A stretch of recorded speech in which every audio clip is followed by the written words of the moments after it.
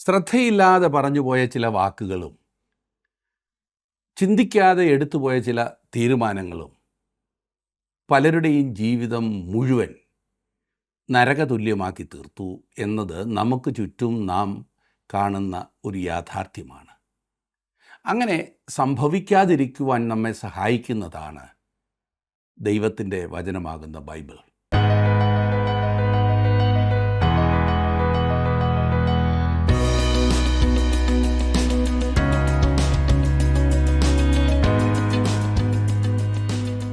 ജീവസന്ദേശത്തിൻ്റെ ഇന്നത്തെ ക്ലാസ്സിലേക്ക് ഞങ്ങളുടെ കേൾവിക്കാരെ സ്വാഗതം ചെയ്യുന്നു. ക്രിസ്തുവിൻ്റെ വായിൽ നിന്ന് പുറപ്പെട്ട വാക്കുകളെക്കുറിച്ച് തൻ്റെ കേൾവിക്കാർ പറഞ്ഞത് ലാവണ്യ വാക്കുകളെന്നാണ്. കാരണം അവ ജ്ഞാനത്തിൻ്റെയും പരിജ്ഞാനത്തിൻ്റെയും പ്രദർശനങ്ങളായിരുന്നു. ക്രിസ്തുവിൻ്റെ ശിഷ്യന്മാർ അവയെ നിത്യജീവമൊഴികൾ എന്നാണ് രേഖപ്പെടുത്തിയിരിക്കുന്നത്. കേൾക്കുമ്പോൾ ശരിയെന്ന് തോന്നിയാലും ആലോചനയെ ഇരുളാക്കുവാനല്ലാതെ അറിവില്ലാത്ത മാനുഷിക ആലോചനകൾ ഒന്നിനും ഉപകരിക്കുകയില്ല. യോബിനോട് ദൈവം പറയുന്നത്, നീ പുരുഷനെ പോലെ അരമുറുക്കിക്കൊള്ളുക, ഞാൻ നിന്നോട് സംസാരിക്കും. എന്നോട് ഉത്തരം പറക. സർവജ്ഞാനിയായ ദൈവത്തിൽ നിന്നും ആലോചനകളെ പ്രാപിക്കുവാൻ ഈ ക്ലാസ്സുകൾ നിങ്ങൾക്ക് ഉതകട്ടെ എന്നാകുന്നു ഞങ്ങളുടെ ആഗ്രഹവും പ്രാർത്ഥനയും. സഭാപ്രസംഗി 10-ാം അധ്യായം ഞങ്ങളോടൊപ്പം എടുത്താട്ടെ.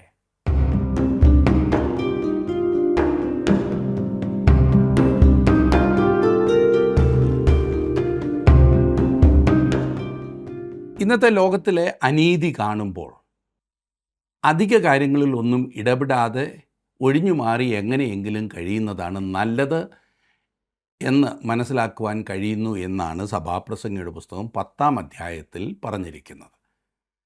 സഭാപ്രസംഗിയുടെ പുസ്തകം 10-ാം അധ്യായം 1-ാം വാക്യത്തിൽ നാം വായിക്കുന്നത്, ചത്ത ഈച്ച തൈലക്കാരൻ്റെ തൈലം നാറുമാറാക്കുന്നു, അല്പഭോഷത്വം ജ്ഞാനമാനങ്ങളെക്കാൾ ഘനമേറുന്നു. ഈ സത്യത്തിൻ്റെ അനേക ഉദാഹരണങ്ങൾ ജീവിതത്തിൽ നിറഞ്ഞു നിൽക്കുന്നു. ഒരൊറ്റ തെറ്റായ പ്രവർത്തനം ജീവിതത്തെ മുഴുവൻ രോഗമാകുന്ന ഇരുട്ടിലേക്ക് അല്ലെങ്കിൽ മരണത്തിലേക്ക് നടത്തിയെന്ന് വരാം. വളരെ ആത്മാർത്ഥതയുള്ളൊരു വ്യക്തി ഒരിക്കൽ എന്നോട് പറഞ്ഞത്, അയാൾ പറഞ്ഞു, ഞാൻ നല്ലൊരു ക്രിസ്തീയ കുടുംബത്തിലാണ് ജനിച്ചു വളർത്തപ്പെട്ടത്. പ്രാർത്ഥിക്കുന്ന മാതാപിതാക്കൾ, നല്ല ആത്മീയ അന്തരീക്ഷം.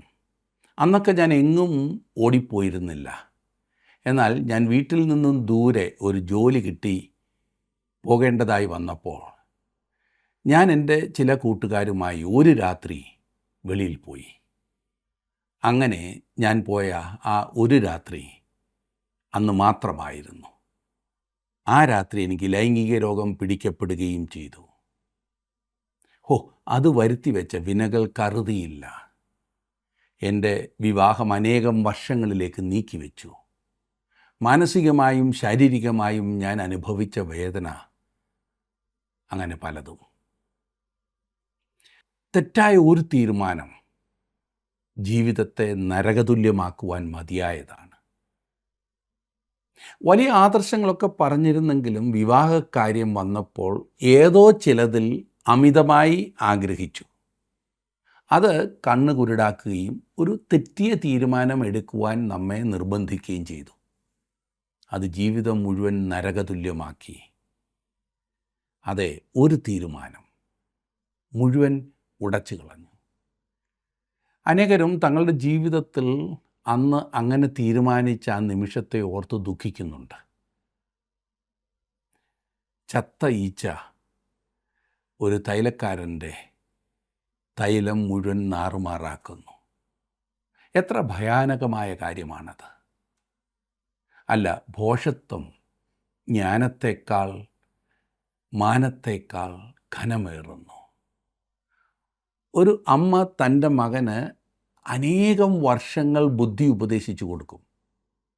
എന്നാൽ ഏതെങ്കിലും ഒരു പെൺകുട്ടി കയറി വന്ന് ഏതാനും മിനിറ്റുകൾക്കുള്ളിൽ അവനെ ഭോഷനാക്കി തീർക്കുന്നു. എല്ലാവരുടെയും കാര്യമല്ല. അല്പഭോഷത്വം അത്രമാത്രം എന്നോർക്കണം. അതൊരു ജീവിതത്തെ മുഴുവൻ, മറ്റുള്ളവരുടെ ജീവിതങ്ങളെയും അത് നശിപ്പിക്കുവാൻ ഇടയാക്കിയേക്കാം. 10-ാം അധ്യായത്തിൻ്റെ 2-ാം വാക്യത്തിലേക്ക് നാം വരുമ്പോൾ കാണുന്നത്, ജ്ഞാനിയുടെ ബുദ്ധി അവൻ്റെ വലത്ത് ഭാഗത്തും മൂഢൻ്റെ ബുദ്ധി അവൻ്റെ ഇടത്ത് ഭാഗത്തും ഇരിക്കുന്നു. വലത്ത് ഭാഗം ബലത്തിൻ്റെ പ്രതീകമാണ്.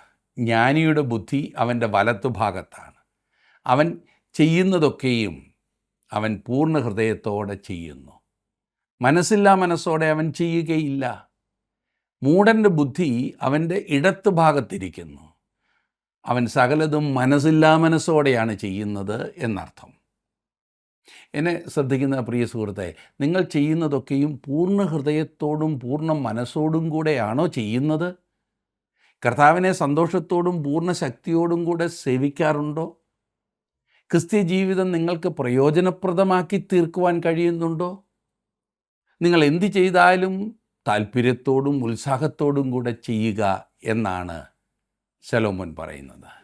3-ാം വാക്യം, ഭോഷൻ നടക്കുന്ന വഴിയിൽ അവൻ്റെ ബുദ്ധി ക്ഷയിച്ചു പോകുന്നു, താൻ ഭോഷൻ എന്ന് എല്ലാവർക്കും വെളിവാക്കും.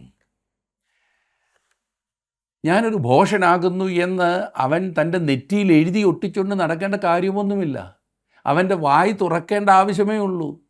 ചിലപ്പോൾ അവനൊരു ഭോഷനാകുന്നു എന്ന് തെളിയിക്കുവാൻ അവൻ്റെ വായി തുറക്കേണ്ട ആവശ്യം പോലുമില്ല. താൻ ആരായിരിക്കുന്നു എന്ന് അവരെല്ലാവരോടും പറഞ്ഞുകൊണ്ടാണ് ഇരിക്കുന്നത്. വാ തുറക്കാതെ തന്നെ പറഞ്ഞെന്ന് വരും. അവൻ്റെ നോട്ടം, അവൻ്റെ പ്രവർത്തനങ്ങൾ അതൊക്കെ വ്യക്തമാക്കുന്നത് അവനൊരു ഭോഷനാകുന്നു എന്നത്രേ. 4-ാം വാക്യം, അധിപതിയുടെ കോപം നിൻ്റെ നേരെ പൊങ്ങുന്നു എങ്കിൽ നീ നിൻ്റെ സ്ഥലം വിട്ടുമാറരുത്. ക്ഷാന്തി മഹാപാതകങ്ങളെ ചെയ്യാതിരിപ്പാൻ കാരണമാകും. പ്രശ്നപരിഹാരത്തിന് വേണ്ടി വഴങ്ങിക്കൊടുക്കുന്ന മനോഭാവമാണ് സൂര്യന് കീഴിലുള്ള മനുഷ്യൻ എടുക്കുവാൻ പോകുന്നത്. നിങ്ങൾക്ക് അവരോട് എതിർപ്പാൻ കഴിയുകയില്ലെങ്കിൽ അവരോട് ചേർന്ന് പോകുക എന്ന മനോഭാവമാണ് ഈ സൂര്യന് കീഴിലുള്ള മനുഷ്യൻ്റേത്. 5-ഉം 6-ഉം വാക്യങ്ങളിൽ നാം കാണുന്നത്, അധിപതിയുടെ പക്കൽ നിന്ന് പുറപ്പെടുന്ന തെറ്റുപോലെ ഞാൻ സൂര്യന് കീഴെ ഒരു തിന്മ കണ്ടു. മൂഢന്മാർ ശ്രേഷ്ഠ പദവിയിലെത്തുകയും ധനവാന്മാർ താണ നിലയിലിരിക്കുകയും ചെയ്യുന്നത് തന്നെ. ഇന്ന് സംഭവിച്ചുകൊണ്ടിരിക്കുന്ന സംഗതികളിൽ ഒന്നാണിത് എന്ന് അത് വായിച്ചു കേട്ടപ്പോൾ തോന്നിയില്ലേ? പാപത്തിന് മാന്യത നൽകിയിരിക്കുന്നു. പാപം ജനങ്ങളാൽ വെറുക്കപ്പെട്ടിരുന്ന ഒരു കാലമുണ്ടായിരുന്നു. അത് നിഷേധ്യവും മലിനവും തെറ്റുമാണെന്ന് കരുതിയിരുന്ന ഒരു കാലം. എന്നാൽ ഇന്ന് പാപത്തിനും മാന്യതയും അംഗീകാരവും നൽകപ്പെട്ടിരിക്കുകയാണ്. വലിയ മാന്യതയോടെ ഇന്ന് പാപം ചെയ്യുന്നു. ചില മാധ്യമങ്ങളിലും ചില സ്ഥാനങ്ങളിലും അതിന് ശ്രേഷ്ഠമായ പദവിയാണ് നൽകിയിരിക്കുന്നത് എന്ന് കാണുവാൻ കഴിയും. നമ്മുടെ പത്രങ്ങളൊക്കെ എടുത്താൽ, ഇന്നിപ്പോൾ സോഷ്യൽ മീഡിയ ഒക്കെ നോക്കിക്കഴിഞ്ഞാൽ പലപ്പോഴും പലരും ചെയ്യുന്ന മ്ലേച്ഛതകളെ എത്രമാത്രം പുകഴ്ത്തിയാണ് പറയുന്നത് എന്ന് കാണുവാൻ കഴിയും. മൂഢന്മാർ ശ്രേഷ്ഠ പദവിയിലെത്തുകയും ധനവാന്മാർ താണ നിലയിലിരിക്കുകയും ചെയ്യുന്നു. 7-ാം വാക്യം നോക്കാം. ദാസന്മാർ കുതിരപ്പുറത്തിരിക്കുന്നതും പ്രഭുക്കന്മാർ ദാസന്മാരെ പോലെ കാൽനടയായി നടക്കുന്നതും ഞാൻ കണ്ടു. നോക്കണേ, കൂടുതൽ കഠിനമായി അധ്വാനിക്കാം. നിൻ്റെ പണം സൂക്ഷിച്ചു വയ്ക്കുക. വളരെ രാത്രി വരെ ഇരുന്ന് പഠിക്കുക. ഈ കാര്യങ്ങൾ താങ്കളെ എല്ലായ്പ്പോഴും വിജയത്തിലെത്തിക്കും എന്നതിനർത്ഥമില്ല. ചിലപ്പോൾ മൂഢൻ കുതിരപ്പുറത്ത് സഞ്ചരിക്കുകയും പ്രഭുക്കന്മാർ ദാസന്മാരെ പോലെ വഴിയെ നടക്കുകയും ചെയ്യുന്നത് കാണുവാൻ ഇടയാകും. എന്നാൽ ഇവിടെ പറയുന്നത് അത് കണ്ടൊന്നും കുലുങ്ങിപ്പോകേണ്ട കാര്യമില്ല എന്നത്രേ. 8-ാം വാക്യത്തിൽ നാം കാണുന്നത്, കുഴി കുഴിക്കുന്നവൻ അതിൽ വീഴും, മതിൽ പൊളിക്കുന്നവനെ പാമ്പ് കടിക്കും. പാപവുമായി യാതൊരു കുഴപ്പവും കൂടാതെ മുൻപോട്ട് പോകാമെന്ന് താങ്കൾ ചിന്തിക്കുന്നുവെങ്കിൽ, പ്രത്യേകിച്ച് താങ്കൾ ഒരു ദൈവ പൈതലാകുന്നുവെങ്കിൽ, താങ്കൾക്ക് ആ ചിന്ത ഒരബദ്ധം ആയിരിക്കുന്നു എന്നോർക്കണം. താങ്കൾ ഒരു ഭോഷനായിട്ട് ഇരിക്കുന്നത് കൊണ്ടാണ് അങ്ങനെ ചിന്തിക്കുന്നത്. ഒരുപക്ഷെ ദൈവം ഉടനടി പ്രവർത്തിച്ചെന്ന് വരികയില്ല. കാത്തിരിക്കുക, ദൈവം ന്യായം വിധിക്കും. തെറ്റായ കാര്യങ്ങൾ ചെയ്ത് താങ്കൾ മുൻപോട്ട് പോകാമെന്ന് വിചാരിക്കുന്നുവെങ്കിൽ താങ്കൾക്ക് തെറ്റുപറ്റിയിരിക്കുന്നു. നിങ്ങളുടെ പാപം ഒരു ദിവസം നിങ്ങളെ പിടികൂടും. അന്ന് വാസ്തവത്തിൽ അതുവരെ ചെയ്തതിൻ്റെ ഫലം അനുഭവിക്കും. ഇത് ഏതെങ്കിലും വിധത്തിലുള്ള പ്രതികാര ഇച്ഛയോടുകൂടെ അല്ല പറയുന്നത്, നീരസത്തോടുകൂടെ പറയുന്നതല്ല. ഇതാണ് യാഥാർത്ഥ്യം. 9-ാം വാക്യം നോക്കിക്കാട്ടെ. കല്ല് വെട്ടുന്നവന് അതുകൊണ്ട് ദണ്ണം തട്ടും, വിറക് കീറുന്നവന് അതിനാൽ ആപത്ത് വരും. ഒരു മനുഷ്യൻ എന്ത് വിതച്ചാലും അത് തന്നെ ആയിരിക്കും കൊയ്യുന്നത്. ഇവിടെ വാസ്തവത്തിൽ അതിരുകല്ല് മാറ്റുന്നതിനെക്കുറിച്ചാണ് പറയുന്നത് എന്നത്ര ഞാൻ ചിന്തിക്കുന്നത്. പലരും തങ്ങളുടെ ജീവിതത്തിൽ സന്തോഷം കണ്ടെത്തുന്ന ഒരു കാര്യമാണ് തങ്ങളുടെ അതിര് നീക്കി മറ്റുള്ളവൻ്റെ വസ്തു കൈവശപ്പെടുത്തുവാൻ ശ്രമിക്കുന്നത്. പാപവുമായി കുഴപ്പം കൂടാതെ താങ്കൾക്ക് മുൻപോട്ട് പോകുവാൻ കഴിയുകയില്ല സുഹൃത്തെ.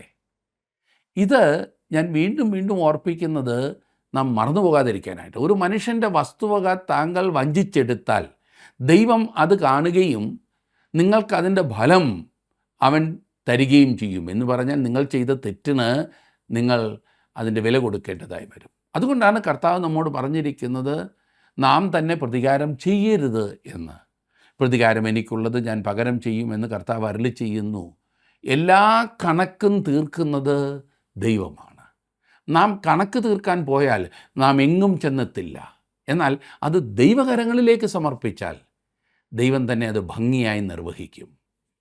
ഇനി 10-ാം വാക്യത്തിൽ നാം കാണുന്നത്, ഇരുമ്പായുധം മൂർച്ചയില്ലാഞ്ഞിട്ട് അതിൻ്റെ വായ്ത്തല തേക്കാതിരുന്നാൽ അവൻ അധികം ശക്തി പ്രയോഗിക്കേണ്ടി വരും. ജ്ഞാനമോ കാര്യസിദ്ധിക്ക് ഉപയോഗമുള്ളതാകുന്നു. കത്തിക്ക് മൂർച്ചയില്ലാതെ ആയാൽ ബുദ്ധിയുള്ളവനെങ്കിൽ നിങ്ങൾ അത് തേച്ച് മൂർച്ചയുള്ളതാക്കും. എന്നാൽ അനേകർ നിർഭാഗ്യവശാൽ ഇപ്രകാരം മൂർച്ച കൂട്ടാതെയാണ് ഇരിക്കുന്നത്. പണിയായുധങ്ങൾ മൂർച്ചയുള്ളതായാൽ വേല ആയാസരഹിതമാകുന്നു. കർത്താവിനെ സേവിപ്പാൻ പുറപ്പെടുന്നുവെങ്കിൽ നല്ല അഭ്യസനം നേടുക എന്ന ഒരു കാര്യം കൂടി ഇവിടെ ഞാൻ ഓർപ്പിക്കട്ടെ. പരിശീലനം കൂടാതെ ഇറങ്ങി പുറപ്പെടരുത്. ദൈവവചനം നല്ലവണ്ണം പഠിക്കുക. വ്യക്തിപരമായും മറ്റുള്ളവരിൽ നിന്നും തിരുവചനം പഠിക്കുവാനായി സമയമെടുക്കണം. അത് ഇരുവായ്ത്തലയുള്ള ഏതു വാളിനേക്കാളും മൂർച്ചയേറിയ ആയുധമാകും. തിരുവചനം അങ്ങനെയുള്ളതാണ്. മൂർച്ച കൂട്ടുന്നതിന് സമയം കണ്ടെത്തുക. എന്നും സമയം കണ്ടെത്തണം. മൂർച്ചയില്ലാത്ത ആയുധം ഉപയോഗിച്ച് വലിയ കമ്പുകൾ മുറിക്കാമെന്ന് ചിന്തിക്കുന്നത് മണ്ടത്തരമാണ്. അനേകരും ഇന്ന് ഈ ദൈവവചനം മൂർച്ചയുള്ളതാക്കി സൂക്ഷിക്കാത്തത് കൊണ്ട് വെട്ടി മടുക്കുകയാണ്. സഭാപ്രസംഗി തൻ്റെ പുസ്തകത്തിൽ പ്രായോഗികമായ പല പാഠങ്ങളും നമുക്ക് നൽകുന്നുണ്ട് എന്നോർക്കുക. 11-ാം വാക്യം, മന്ത്രപ്രയോഗം ചെയ്യും മുമ്പേ സർപ്പം കടിച്ചാൽ മന്ത്രവാദിയെ വിളിച്ചിട്ടുപകാരമില്ല. ഈ വാക്യം മനസ്സിലാക്കണമെങ്കിൽ പൂർവ്വദേശങ്ങളിൽ നിലനിന്നിരുന്ന ആചാരങ്ങൾ നാം അറിഞ്ഞിരിക്കേണ്ടത് ആവശ്യമാണ്. 58-ാം സങ്കീർത്തനത്തിൻ്റെ 4-ഉം 5-ഉം വാക്യങ്ങൾ ഞാനൊന്ന് വായിക്കാം. അവരുടെ വിഷം സർപ്പവിഷം പോലെ, അവർ ചെവിയടഞ്ഞ പൊട്ട അണലി പോലെയാകുന്നു. എത്ര സാമർഥ്യത്തോടെ മന്ത്രം ചൊല്ലിയാലും മന്ത്രവാദികളുടെ വാക്ക് അത് കേൾക്കയില്ല. ഇനിയും യെരമ്യാ പ്രവചനത്തിലേക്ക് വരാം. 8-ാം അധ്യായത്തിൻ്റെ 17-ാം വാക്യം. ഇതേ ആശയമാണ് അവിടെയും നാം കാണുന്നത്. ഞാൻ സർപ്പങ്ങളെയും മന്ത്രം ഫലിക്കാത്ത അണലികളെയും നിങ്ങളുടെ ഇടയിൽ അയക്കും, അവ നിങ്ങളെ കടിക്കുമെന്ന് യഹോവയുടെ അരുളപ്പാട്. അണലി വളരെ മാരക വിഷമുള്ള സർപ്പമാണ്. മൂർഖൻ പാമ്പിനെ കുഴലൂതി അതിൻ്റെ പത്തി വിടർത്തി ആടിക്കുന്ന പാമ്പാട്ടികളെ നിങ്ങൾ കണ്ടിട്ടില്ലേ? മൂർഖൻ നല്ല വിധം നൃത്തം ചെയ്ത് ആടും. കുഴലൂത്ത് തുടരുന്നത് വരെ മൂർഖൻ ആട്ടം നിർത്തുകയില്ല. എന്നാൽ അത് കുഴലൂത്ത് കേൾക്കാത്ത അല്ലെങ്കിൽ അനുസരിക്കാത്ത ചില സന്ദർഭങ്ങൾ ഉണ്ടായി എന്ന് വന്നേക്കാം. അപ്പോൾ അത് കടിച്ചെന്ന് വരും. മൂർഖൻ കടിക്കുക എന്നാൽ മരണമെന്നാണ് അർത്ഥം. നാം വായിച്ച ഭാഗങ്ങളിൽ കണ്ട സർപ്പം അക്ഷരീകമായ സർപ്പങ്ങളായിരിക്കണമെന്നില്ല. അതിനെ അല്ല ഇവിടെ സൂചിപ്പിക്കുന്നത്. നിങ്ങളെയും എന്നെയും വഞ്ചിക്കുന്ന, ചതിക്കുന്ന, നിങ്ങളെ ഒറ്റിക്കൊടുക്കുന്ന ഇസ്കറിയോത്ത യൂദായെ പോലെയുള്ള ആളുകളെയാണ് ഇത് സൂചിപ്പിക്കുന്നത് എന്നത്രേ ഞാൻ കരുതുന്നത്. വാസ്തവത്തിൽ മഹാപീഡന കാലത്ത് എതിർ ക്രിസ്തു ഇസ്രായേൽ ജനത്തോട് ചെയ്യുന്നത് അതായിരിക്കും. അവരെ ഒറ്റിക്കൊടുക്കും, പീഡിപ്പിക്കും. സഭകളിൽ പോലും സത്യം സംസാരിക്കാത്ത ആളുകളെ നമുക്ക് കാണുവാൻ കഴിയും. അവൻ നിങ്ങളുടെ സ്നേഹിതനാണെന്ന് നടിക്കും, എന്നാൽ എത്ര നല്ലവനായിരുന്നാലും ഒരു സർപ്പത്തെപ്പോലെ അവൻ നിന്നെ കടിക്കും. തൻ്റെ സ്നേഹിതനായിരുന്ന അഹീതോഫേൽ ദാവീദിനെതിരായി തീർന്നപ്പോൾ ദാവീദിനുണ്ടായിരുന്ന ദുഃഖം ഈ വിധത്തിലുള്ളതായിരുന്നു. അഹീതോഫേൽ ദാവീദിൻ്റെ വ്യക്തിപരമായ സ്നേഹിതനും മനസാക്ഷി സൂക്ഷിപ്പുകാരനും ഉപദേശകനുമായിരുന്നു. എന്നാൽ അബ്ശാലോം, ദാവീദിൻ്റെ മകൻ അബ്ശാലോം ദാവീദിനോട് എതിർത്തപ്പോൾ ഈ അഹീതോഫേൽ ദാവീദിനെ വിട്ട് അബ്ശാലോമിൻ്റെ പക്ഷത്ത് ചേർന്ന് ദാവീദിനെതിരായി പ്രവർത്തിച്ചു. സ്വന്തം കാര്യസാധ്യത്തിന് വേണ്ടി നിൽക്കുന്നതായ വ്യക്തി അത് എപ്പോഴും അപകടകരമാണ്. അത് ദാവീദിൻ്റെ ഹൃദയത്തെ തകർത്ത് കളഞ്ഞു. അബ്ശാലോമിൻ്റെ എതിർപ്പിന് ശേഷം ദാവീദ് തകർന്ന ഹൃദയത്തോടെയാണ് ജീവിതം നയിച്ചത്. അവൻ തൻ്റെ ഹൃദയം 55-ാം സങ്കീർത്തനത്തിൽ പകരുന്നതായി നാം കാണുന്നു. അതേ ചിത്രമാണ് ഇവിടെയും നമുക്ക് ലഭിക്കുന്നത്. ചതിക്കുന്ന മനുഷ്യർ. ഇപ്രകാരം സംഭവിക്കുവാൻ സാധ്യതയുള്ളത് കൊണ്ട് ഒരു വ്യക്തി വളരെ സൂക്ഷ്മതയുള്ളവനായിരിക്കണം എന്നാണ് ശലോമോൻ പറയുന്നത്. ഇന്ന് സാധാരണക്കാരനായ മനുഷ്യൻ്റെ തത്വശാസ്ത്രം അതാകുന്നു. അവൻ അധികം ആരോടും ഇടപെടാതെ സൂക്ഷ്മതയോടെ മുൻപോട്ട് പോകുന്നു. ഇന്ന ആളുകളെ സൂക്ഷിച്ചു കൊള്ളണമെന്ന് അവന് പറഞ്ഞു കൊടുക്കുവാൻ ആളുകളുണ്ട്. അങ്ങനെ ഈ നല്ല മനുഷ്യൻ ഈ ആളുകളെ കണ്ടുമുട്ടുമ്പോൾ അവരോട് നല്ല രീതിയിൽ ഇടപെടുന്നു. എന്നാൽ വളരെ സൂക്ഷ്മതയോടുകൂടി മാത്രമേ അവൻ സംസാരിക്കുകയുള്ളൂ. ചില സന്ദർഭങ്ങളിൽ നാം തെറ്റിനെ ചൂണ്ടിക്കാണിക്കേണ്ടത് ആവശ്യമാകുന്നു. എന്നാൽ പലപ്പോഴും അപ്രകാരം ചെയ്യുന്നത് ആഗ്രഹിച്ചതിന് വിപരീതമായ ഫലമേ ഉളവാക്കുകയുള്ളൂ എന്നതാണ് വാസ്തവം. 12-ാം വാക്യം, 10-ാം അധ്യായത്തിൻ്റെ 12-ാം വാക്യത്തിൽ നാം കാണുന്നത്, ജ്ഞാനിയുടെ വായിലെ വാക്ക് ലാവണ്യമുള്ളത്, മൂഢൻ്റെ അധരമോ അവനെ തന്നെ നശിപ്പിക്കും. മൂഢൻ്റെ അധരമോ അവനെ തന്നെ നശിപ്പിക്കും. അതുപോലെ തന്നെ അവൻ്റെ ചുറ്റുപാടുമുള്ളവരെയും അത് നശിപ്പിക്കും. അതുകൊണ്ടാണ് ഒരു വ്യക്തി കൂട്ടുകാരെ തിരഞ്ഞെടുക്കുന്ന കാര്യത്തിൽ വളരെ ശ്രദ്ധയുള്ളവനായിരിക്കണം, ബുദ്ധി ഉപയോഗിച്ച് വേണം എന്ന് പറയുന്നത്. താങ്കളുടെ ജീവിതത്തെ നശിപ്പിച്ച് കളയുവാൻ ആഗ്രഹിക്കുന്ന ചില ആളുകളുണ്ട് എന്ന കാര്യം മറന്നു പോകരുത്. അണലിയെപ്പോലെയും മൂർഖനെപ്പോലെയുമുള്ള ആളുകളുണ്ട്. താങ്കൾ അവരെ സന്തോഷിപ്പിച്ചുകൊണ്ടിരുന്നാൽ അവർ നല്ലവരായിരിക്കും, എല്ലാം ഭംഗിയായി നടക്കും.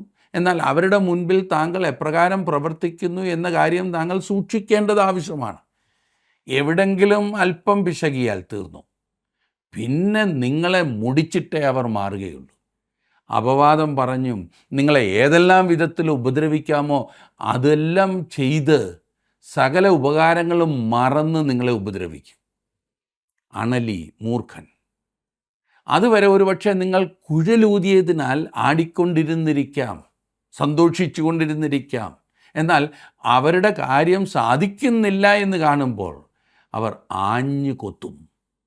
നിങ്ങളെ മരണത്തിലേക്ക് നയിക്കുവാൻ അത് മതി. 13-ഉം 14-ഉം വാക്യങ്ങളിൽ, അവൻ്റെ വായിലെ വാക്കുകളുടെ ആരംഭം ഭോഷത്വവും അവൻ്റെ സംസാരത്തിൻ്റെ അവസാനം വല്ലാത്ത ഭ്രാന്തും തന്നെ. ഭോഷൻ വാക്കുകളെ വർദ്ധിപ്പിക്കുന്നു, സംഭവിപ്പാനിരിക്കുന്നത് മനുഷ്യൻ അറിയുന്നില്ല. അവൻ്റെ ശേഷം ഉണ്ടാകുവാനുള്ളത് ആർ അവനെ അറിയിക്കും. എത്ര വാസ്തവമായ കാര്യമാണല്ലേ. ചില ചർച്ചകളിൽ പങ്കെടുത്താൽ ഇത് വ്യക്തമായി മനസ്സിലാക്കുവാൻ കഴിയും. സംസാരിക്കുവാൻ താല്പര്യമുള്ള ചില വ്യക്തികൾ ചർച്ച കൈവശപ്പെടുത്തും. 3-4 പേരിന്ന് ചർച്ച ചെയ്യുന്നുണ്ടായിരിക്കും. ഇവർ ചർച്ചയും കയ്യിലെടുക്കും. ചിലപ്പോൾ അവർ പറയുന്നത് മറ്റുള്ളവർക്ക് യാതൊരു പ്രയോജനവും ചെയ്യാത്ത എന്തെങ്കിലുമൊക്കെ ആയിരിക്കും. മറ്റുള്ളവർക്ക് യാതൊരു പ്രയോജനവും ചെയ്യാത്ത എന്തെങ്കിലുമൊക്കെ അവരിങ്ങനെ പറഞ്ഞുകൊണ്ടിരിക്കും. അയാൾ ഒന്ന് വായടച്ചിരുന്നെങ്കിൽ നന്നായിരുന്നു എന്ന് ചിലപ്പോൾ കൂട്ടത്തിൽ പലർക്കും തോന്നുന്നുണ്ടാകും. ആരെങ്കിലും അയാളെ ഒന്ന് നിർത്തിയിരുന്നെങ്കിൽ എന്ന് നാം ആത്മാർത്ഥമായി ആഗ്രഹിക്കുന്ന വിധത്തിൽ ചില ആളുകൾ സംസാരിക്കുന്നത് കേട്ടിട്ടില്ലേ? അത് തന്നെയാണ് നമുക്കിവിടെ കാണുവാൻ കഴിയുന്നത്. 15-ാം വാക്യത്തിൽ നാം വായിക്കുന്നത്, 15-ാം വാക്യം, പട്ടണത്തിലേക്ക് പോകുന്ന വഴി അറിയാത്ത മൂഢന്മാർ തങ്ങളുടെ പ്രയത്നത്താൽ ക്ഷീണിച്ചു പോകുന്നു.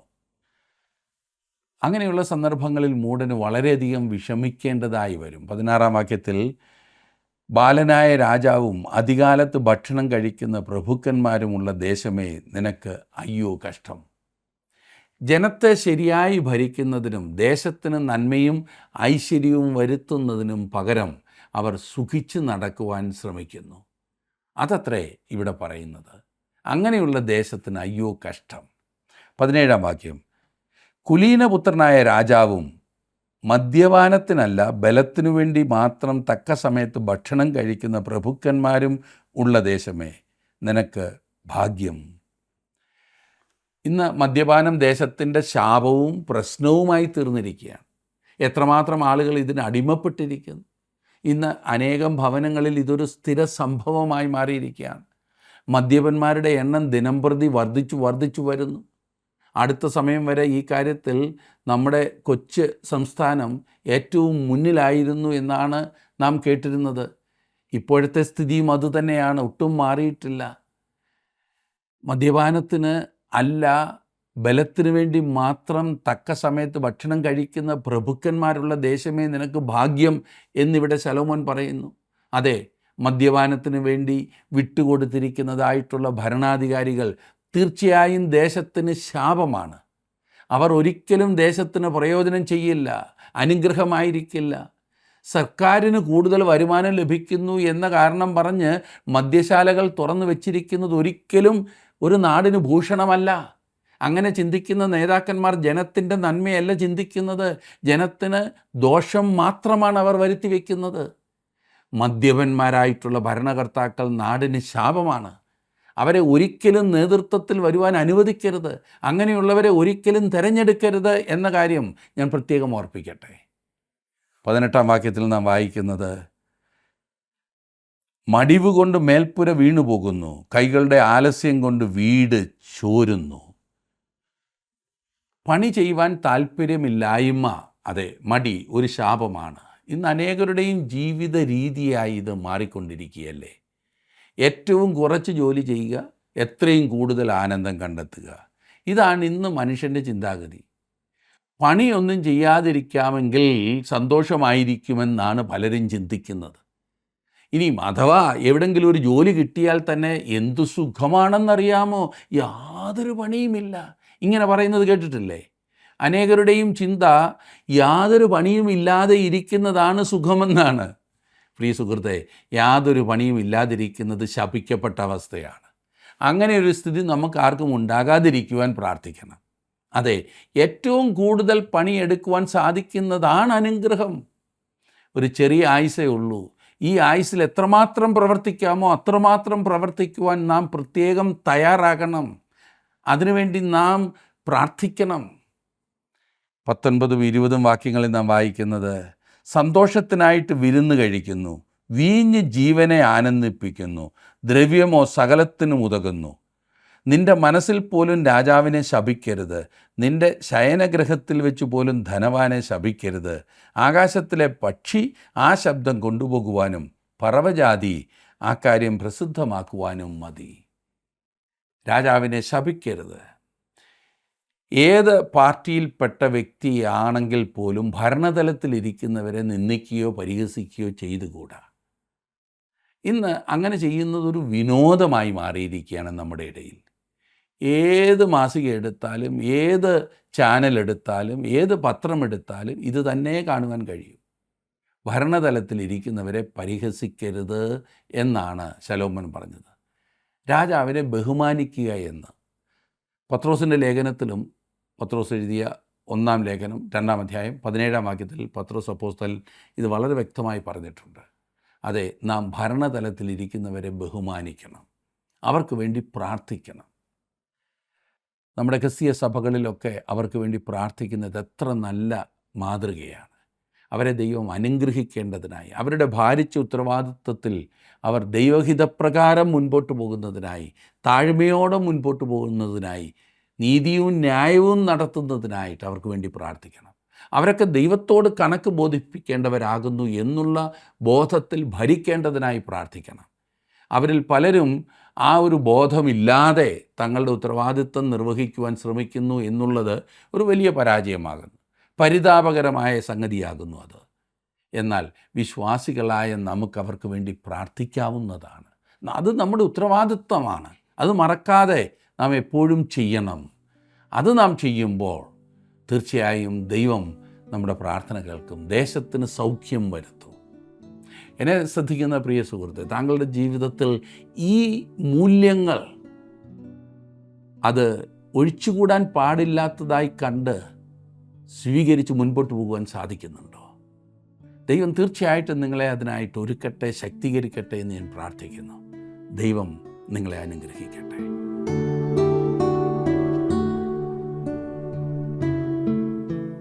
ഉയരത്തിൽ നിന്നുള്ള ജ്ഞാനവും ഭൗമിക ജ്ഞാനവും തമ്മിൽ വളരെ പെട്ടെന്ന് നമുക്ക് തിരിച്ചറിയുവാൻ സാധിക്കും. ദൈവിക ജ്ഞാനത്തിൽ നിന്നുളവാകുന്ന ആലോചനകൾ നമ്മെ ദൈവാനുരൂപരാക്കി തീർക്കുവാൻ പ്രാപ്തിയുള്ളവയാകുന്നു. നിങ്ങളിൽ ജ്ഞാനിയും വിവേകിയുമായവനാർ, അവൻ ജ്ഞാനലക്ഷണമായ സൗമ്യതയോടെ നല്ല നടപ്പിൽ തൻ്റെ പ്രവൃത്തികളെ കാണിക്കട്ടെ എന്നാകുന്നു യാക്കോബ് തൻ്റെ ലേഖനത്തിൽ എഴുതിയിരിക്കുന്നത്. എന്നാൽ നിങ്ങൾക്ക് ഹൃദയത്തിൽ കയ്പുള്ള ഈർഷ്യയും ശാഠ്യവും ഉണ്ടെങ്കിൽ അത് ഉയരത്തിൽ നിന്ന് വരുന്ന ജ്ഞാനമല്ല, ഭൗമികവും പ്രാകൃതവും പൈശാചികവുമായതത്രേ എന്ന് താൻ രേഖപ്പെടുത്തിയിരിക്കുന്നു. നമ്മുടെ ജീവിതത്തെ രൂപാന്തരത്തിലേക്ക് നയിക്കാത്ത ആലോചനകളൊക്കെയും നാം വിവേചിക്കേണ്ടത് ആവശ്യമാകുന്നു. ദൈവത്തിൻ്റെ ശബ്ദവും അന്യൻ്റെ ശബ്ദവും തിരിച്ചറിയുവാൻ ദൈവത്തിൻ്റെ ആത്മാവ് നമ്മെ ഓരോരുത്തരെയും സഹായിക്കുമാറാകട്ടെ.